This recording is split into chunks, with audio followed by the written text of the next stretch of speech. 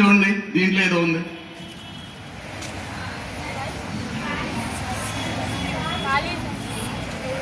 పెద్దగా చెప్పాలి.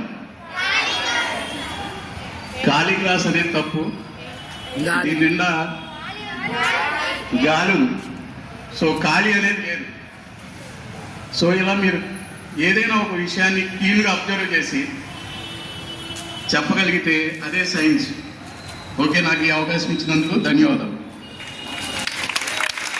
Thank you sir. అది సారా వెంటనే స్పాంటేనియస్ గా ఎందుకు అడిగారంటే దానిలో ఏదో రీజను. మన కంటికి కనపడింది ఏంటి? గాలి. ఎక్కడైనా ప్రతి ప్రాంతంలోనూ వ్యాపించండి గాలి. కంటికి కనపడదు కానీ దానికి బరువు ఉంది, దానికి మరి ఇదేముంది, మాస్క్ కూడా ఉంది. అవునా? మరి దృష్టిలో పెట్టుకోండి. చక్కగా మా సార్ మంచిగా చెప్పారు. చదువు మీద దృష్టి పెట్టండి. మరి మంచి టీచర్స్ ఉన్నారు, మీకు మంచి స్కూల్ ఉంది.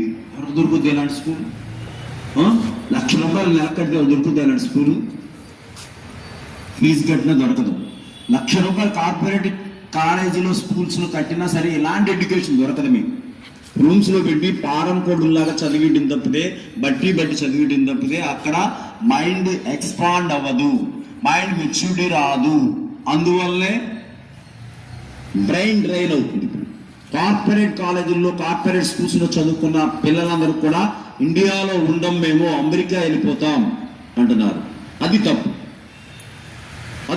అది ఎక్కడ బీజం పడుతుంది? అక్కడ ప్రైవేట్ కాన్వెంట్లో పడుతుంది. అక్కడ చదువుకుంటారు. తల్లిదండ్రులు కూడా అక్కడ పంపించేది. మా అబ్బాయి సంపాదిస్తాడు, మా అమ్మాయి సంపాదిస్తాడు, లైఫ్ బాగుంటుంది అనుకుంటారు.